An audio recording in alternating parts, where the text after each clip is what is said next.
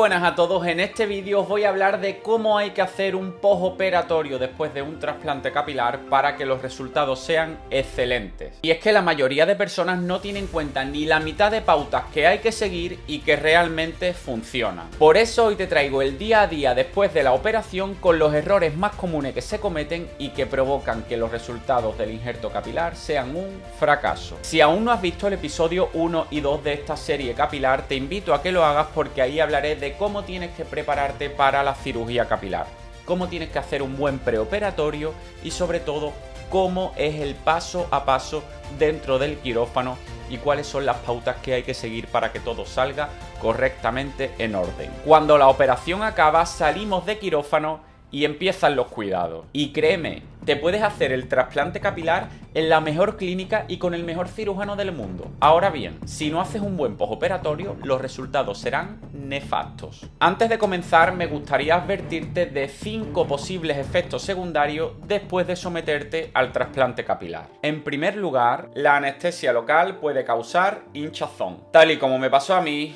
y tenéis en imágenes. De hecho, solo uno de estos vídeos de la serie capilar que subí a Instagram alcanzó 35 millones de visitas. Por tanto, dedicaré un capítulo entero a comentar cómo viví ese día a día deformado, sensaciones que tuve y sobre todo cómo supe convertir algo que a priori te hace sentir avergonzado y que no quieres que nadie te vea en un seguro de vida. Y es que cuando te muestras tú mismo sin filtro en tu pleno esplendor, con naturalidad, con espontaneidad, conectas con la gente, tío. La gente quiere realidad. Que te abras en canal y le muestres sus debilidades. Y créanme, aunque también recibí hate, el cariño fue muy bestia y esa conexión tan humana hizo que se dispararan mis asesorías online de psicología, nutrición y entrenamiento. Tanto que tuve que dejar mi trabajo como psicólogo en un centro de protección de menores donde la verdad estaba bastante a gusto y bastante cómodo, pero se me iba esto de las manos, por lo que tuve que dedicarme en cuerpo y alma a mi marca personal. Así es que en unas cuantas semanas tendrás listo un capítulo íntegro hablando sobre deformación y te enseñaré a cómo prevenirla y minimizarla. Lo que sí puedo adelantarte es que evites en la medida de lo posible el tener la cabeza hacia debajo para estar con el ordenador o con el móvil, que duermas lo más incorporado posible y si el edema se desarrolla mucho, que te apliques frío o incluso masajes con tus propias manos. Y durante los días que te dure la hinchazón, te recomiendo tomar un comprimido de furosemida 40 miligramos una vez al día. Lo tienes en pantalla para que puedas hacer uso de él. En segundo lugar, otro efecto secundario es el adormecimiento del cuero cabelludo. La sensación de tener la cabeza como acorchada te puede durar desde semanas y meses hasta un año y medio en función de la profundidad de la lesión de las terminaciones nerviosas después de la operación. Pero no os preocupéis porque esto es algo muy habitual y de hecho yo con casi 12 meses desde la operación me noto aún la zona de las entradas y de la coronilla con bastante sensibilidad e incluso algo de molestias. En tercer lugar, otro de los efectos secundarios y diría que el más incómodo y sobre todo desesperante es el picor en la zona donante sobre todo, pero es que a mí también me picaba la zona receptora. Claro, al no poder tocarte no puedes paliarte el picor. Yo en mi caso, ¿qué hacía? En la zona receptora cuando me picaba me echaba constantemente suero fisiológico y en la zona donante o bien con la misma gasa me daba pequeños toquecitos o bien tomaba un antihistamínico llamado loratadina que también se usa para algunas alergias. ¿Este medicamento hizo desaparecer el picor? Pues no en su totalidad, pero algo lo disminuye y con el paso de los días y las semanas ya desaparece por completo. En cuarto lugar, a algunos de vosotros os pueden aparecer puntos rojos en la zona del injerto. A esto se le llama foliculitis. Estos puntos pueden aparecer desde días hasta meses después del trasplante capilar y se debe a la debilidad del cabello y a su dificultad para atravesar la piel. Y en quinto y último lugar, otro contratiempo puede ser la infección en la zona del injerto. Eso sí, normalmente suele deberse a un mal cuidado, mal lavado o una zona que no está bien hidratada. Y no os preocupéis porque sobre lavados y cuidados hablaremos largo y tendido en el desarrollo de este vídeo. Para prevenir o evitar alguno de estos efectos secundarios también podemos tomar medicaciones como la que tenéis en pantalla, este antibiótico que tomé cada 12 horas durante 5 días. Además también podéis hacer uso de algún corticoide como este que tenéis en pantalla. En mi caso tomé uno en la cena el primer día, otro en la cena el segundo día y el tercer y el cuarto día la mitad de la dosis para luego desvanecerla por completo. Imaginemos que nos duele algo, como en mi caso fue en la cabeza, ya sea producto del estrés o simplemente derivado de la operación. Podemos tomar analgésicos sin problema, en este caso paracetamol o nolotil, perfecto. Y en el caso ya de que queramos hacer uso de algún antiinflamatorio, pues tendremos a nuestra mano ibuprofeno, enantium o naproxeno. Podemos usarlo sin problema. Ahora sí, vamos con el grueso del vídeo, lo que estás esperando, las pautas postoperatorias. Voy a dividir las instrucciones por días, empezando por el día 0, que es el día en el que nos hacemos la cirugía capilar. Y antes de entrar en materia, me gustaría aclarar que estas son las recomendaciones que me hicieron a mí desde mi clínica y que me sirvieron a mi persona. No estoy diciendo que todo el mundo debáis hacer esto, simplemente que yo, llevando a cabo todas estas directrices, obtuve unos resultados espectaculares. Ahora sí, vamos a ello. Empezamos con el día 0. Es de vital importancia, y cuando digo esto es porque creo que marcó la diferencia en mi postoperatorio, que te pulverices la zona receptora a unos 6-8 centímetros aproximadamente de distancia cada 15 minutos. Pero cada 15 minutos de reloj con un cronómetro. A ver, os voy a confesar una cosa. Cuando llegué de la operación, yo ponía alarmas cada 15 minutos. Mi casa parecía una estación de bomberos. O sea, yo cada dos... O sea, eran 15 minutos de reloj. Ya me di cuenta que esto era insostenible en el tiempo. Simplemente tomé la determinación de ir mirando el reloj. Si no eran cada 15, eran cada 25. Pero las pulverizaciones eran continuas. Y cada hora me daba 3 o 4 pulverizaciones mínimo. Literalmente me llevé todo el día pegado al pulverizador y fui bastante disciplinado con eso. Y sí, sé que algunas clínicas pues no os dan estas recomendaciones y os dicen que no os echéis suero fisiológico. Yo en mi caso lo agradecí. La zona estaba siempre bastante hidratada, limpia de sangre y muy sana. Y por la noche me tengo que estar despertando cada 2x3 para echar... Vamos a ver, por las noches no vas a dormir, o sea, olvídate. Ya hablaremos ahora del descanso, pero las noches son de despertarte cada 15, 20, 30, 40 minutos. Pues básicamente conforme te vayas despertando, ten el flip ahí a mano y cada vez que te despiertes y fin. Hazte la idea de que van a ser noches complicadas, van a ser noches duras porque no vas a pegar ojo, básicamente. Por un lado, la incomodidad. Yo la primera noche intenté dormir en una silla de escritorio sin más, y me di cuenta que eso era insostenible, por lo que decidí irme al sofá, colocar cojines de tal forma que me mantuviese lo más vertical posible y ahí pasar las noches. Pero te vas a estar despertando constantemente y en mi caso tuve bastantes pesadillas. El injerto se me desprendía, no me quedaba bien o directamente soñaba que me rascaba la cabeza y me reventaba todos los injertos. Así es que te recomiendo por un lado que te hagas con unos cuantos libros para pasar las noches o que elijas una serie, lo que sea. Cuando el sueño te venza, pues déjate dormir, no pasa absolutamente nada. El subconsciente va a seguir despierto y no te vas a estar rascando la cabeza como un mono. Lo que sí te digo, para prevenir, pues intenta tener la mano lo más escondida posible. Yo lo que hacía era ponérmela debajo de las piernas o debajo de la almohada o del cojín, y he escuchado gente hasta que se ha amarrado las manos durmiendo. Ya eso lo dejo a vuestro libre albedrío. Durante el día sí es cierto que es complicado no llevarse las manos a la cabeza porque joder, la inercia de tocarte o simplemente si te pica es difícil. Entonces una recomendación que te doy es la siguiente que ves en pantalla. Consejo importante para todo el que se lo quiera hacer: poneros un espejo delante 24 horas para recordaros lo del pelo, porque os va a picar la cabeza e inconscientemente es muy fácil llevarse la mano arriba para rascaros. Pelo que os quitéis no nace y encima se queda la calva, ¿eh? Nos levantamos la mañana siguiente del trasplante capilar y comienza el día 1. Durante el transcurso de este día tienes que seguir con las pulverizaciones cada 15 minutos y hasta que no te diga lo contrario, no dejes de hacerlo. De hecho, ya te adelanto que mínimo una semana vas a tener que estar... flip. A las 24 horas de la operación se retira el vendaje de la zona donante.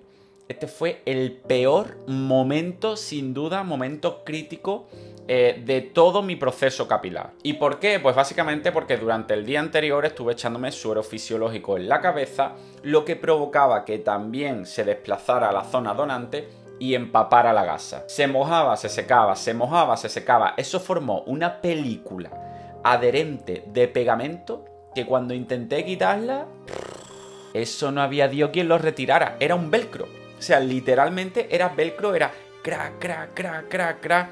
Y claro, la zona donante está muy sensible. 24 horas antes me habían hecho cientos de incisiones, había cientos de heridas. Imaginaros lo que es retirar una gasa que está pegada literalmente.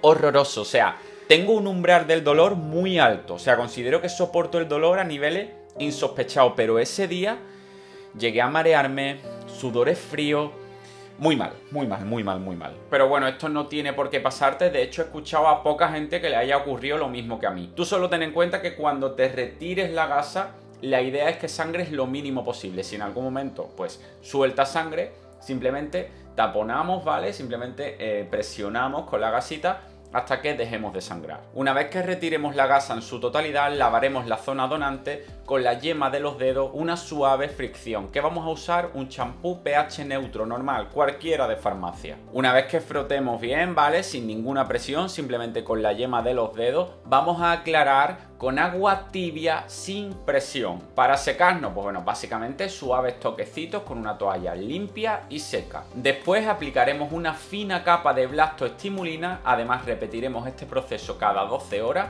durante 5 días después del trasplante. Antes de continuar, me gustaría pedirte un súper favor y es que te suscribas a mi canal Agu Ortiz 8 para ayudarme a seguir creciendo y que YouTube te recomiende contenido como este, porque si lo estás viendo es porque te interesa el tema capilar y con un like y una suscripción me ayudas increíble. Ahora sí, seguimos. 2 días después de la cirugía capilar y amanezco con esta cara. O sea, imagínate cuando yo me levanto, me noto algo raro, me miro al espejo y me veo como un monstruo. Y cuando mi novia se levanta por la mañana para ver cómo estoy, lo normal, cómo he pasado la noche, y me ve, o sea, el shock, increíble. Pero bueno, como ya os he adelantado, hablaremos largo y tendido del tema de formación, del tema hinchazón, y dedicaré un capítulo al completo para enseñaros cómo fue eso realmente y cómo podemos evitarlo y prevenirlo. Aún así, a modo de spoiler, os dejo aquí algunos memes que me hicieron, pues, entre amigos, conocidos y seguidores en general. Oye, Agui, ¿no vas a decir que saliste en todos los periódicos y televisiones nacionales e incluso abriste informativos? Pues sí, así fue, ¿vale? Ya os contaré exactamente cómo fue eso y la cantidad de periodistas que me llamaron. Un tema. Pero bueno, dejando esto a un lado, 2 días después de la cirugía capilar, seguimos lavando la zona donante de la misma manera que el día anterior, ¿vale? Con suaves toquecitos y suave fricción, con champú pH neutro y aclarando con agua sin presión.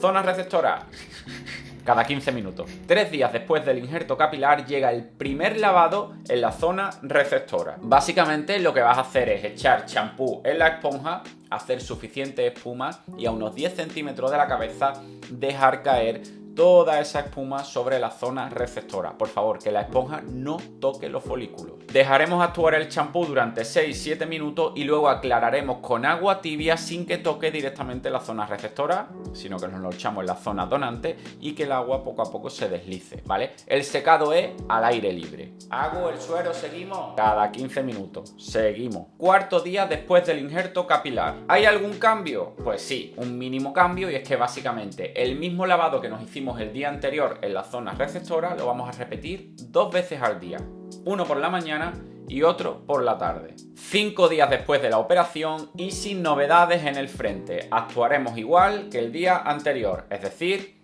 un lavado en la zona donante, aplicación de blastoestimulina cada 12 horas, 2 lavados en zona receptora, uno por la mañana y otro por la tarde, y por supuesto no dejamos de lado nuestro amigo el pulverizador. 6 días después del injerto capilar y llega un cambio muy grande, y es que nos daremos el primer lavado invasivo en la zona receptora. ¿Cómo vamos a realizarlo? Pues bien, la primera parte es como lo veníamos haciendo anteriormente.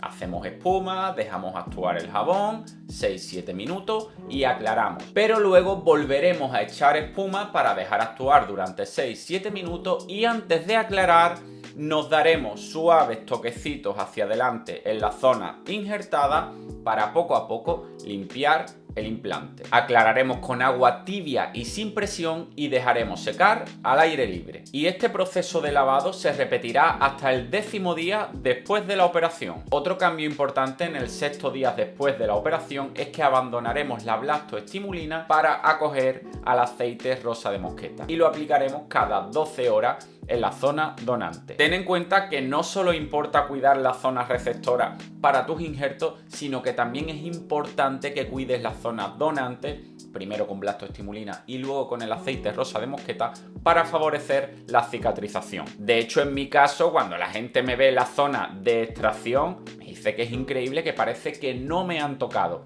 Y es que por un lado yo tenía bastante pelo en la zona donante, pero por otro me he dado unos buenos cuidados después de la operación. 7 días después del trasplante capilar. En mi caso, como fui un alumno aventajado y había sido muy obediente, el doctor me hizo un buen lavado y me quitó casi toda la costra. Algo que no suele hacerse hasta pasado pues 8, 10, 12 días, pero es que mis resultados eran excepcionales. Así es que esa misma noche me permití el lujo de salir a dar un paseo y hacer vida normal. 8 días después de la operación, pues al igual que en el día 7, el día 8 no hay cambios notables. Sí es verdad que a nivel estético, a nivel visual, yo me veía ya con un efecto rapado bastante guay, súper cerrada toda la zona de entrada, coronilla, bastante pelo. Auguras el futuro en cuanto a cómo va a quedar cuando pasen unos meses. 9 días después de la operación, tampoco hay cambios significativos en cuanto a los cuidados. Seguimos con todo lo que hemos comentado anteriormente. Repito, si no te digo nada, no hay cambio. Tal y como transcurrió mi postoperatorio, el doctor me dio el beneplácito, me dio la bendición de dormir en mi cama. O sea, el momento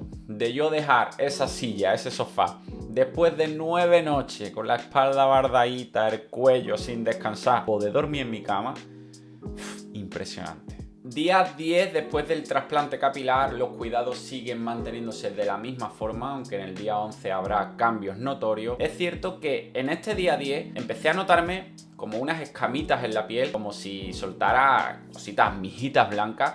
El doctor me refirió que tenía dermatitis seborreica, lo que sí es cierto que ya la padecía previamente a la cirugía, pero bueno, los estresores y el injerto capilar hizo que se me acentuara, por lo que comencé a tomar un champú, el que tenéis en pantalla, ketoconazol al 5%, 2 veces a la semana, dejándolo aplicar durante 5 minutos en el cuero cabelludo. Los resultados, maravilloso. Desde entonces no he vuelto a tener nunca más esa seborrea. Día 11 después de la operación y llega un cambio en cuanto al lavado en la zona receptora.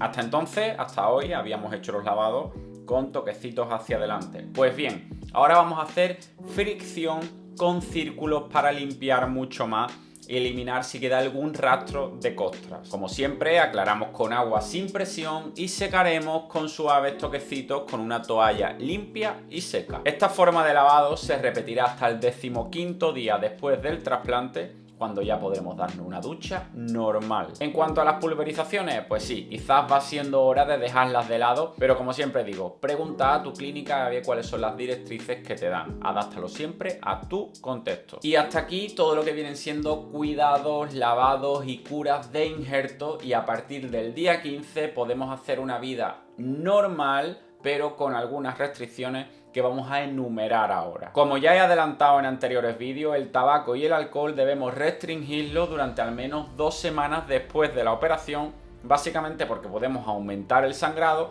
lo que conlleva pues que cicatrice mucho peor y que tengamos más riesgos de infección. Y exactamente lo mismo ocurre con infusiones o algún tipo de aspirina, anticoagulante. De momento eso, los 15 primeros días, nada. La eterna pregunta, ¿cuándo me puedo poner gorra, casco? Pues bien, si todo transcurre con normalidad y el postoperatorio va bien, a los 15 días sin problema, tu gorrita o tu casco. Lo que sí es súper importante que tengas en cuenta que debemos protegernos de la acción directa y prolongada del sol durante al menos 2 meses. ¿Esto quiere decir que no podamos darnos? No, sí, te puede dar el sol, de hecho, al mes ya te puedes meter en el agua de playa, sin embargo, pues no puedes estar más de 15 o 20 minutos en exposición solar. Un momentito, un baño o que te dé el sol de casa al coche, no pasa absolutamente nada. Y no es que vayan a dañarse los folículos por la acción de la luz solar, simplemente pues que tenemos una cicatriz muy reciente y no es lo más recomendable que nos esté dando el sol, aparte por la despigmentación que puede sufrir la zona injertada. Si alguien suele ir a sauna, sin problema, al primer mes, al igual que con la playa, podemos acudir. Aunque sí es cierto que con respecto al agua de piscina tenemos que esperar 2 meses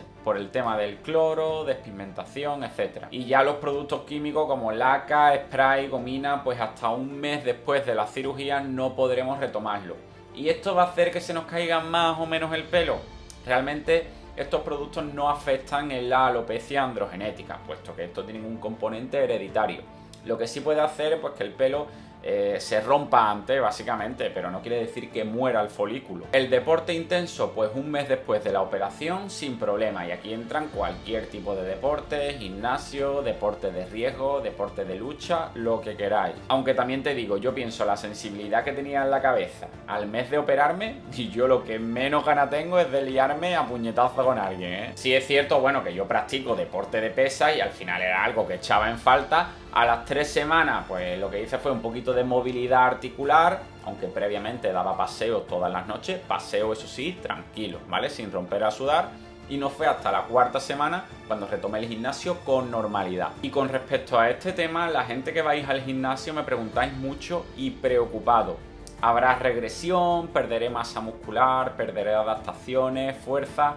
Ya te digo yo que no. Aunque si bien es cierto que yo tuve también ese temor y era de las poquitas cosas que me echaba para atrás a la hora de operarme, dejar de hacer deporte, pero yo creo que era algo más psicológico porque mi cuerpo me lo pide y lo necesito. Pero o sea, creedme, primeramente, las 2 primeras semanas después de la cirugía lo que menos te apetece es ponerte a entrenar en un gimnasio. Y aún así, si durante todas estas semanas llevas una alimentación acorde, restringimos un poquito las calorías, es decir, bajamos el consumo calórico, introducimos fruta, verdura, una dieta alta en proteína y no dejamos de tomar creatina, no vas a perder masa muscular por un mes. El cuerpo es sabio por naturaleza y se va a desprender antes de otro tipo de sustancias, de desecho e incluso de grasa que de la masa muscular. También te digo, lo que tengas en tu mano, hazlo.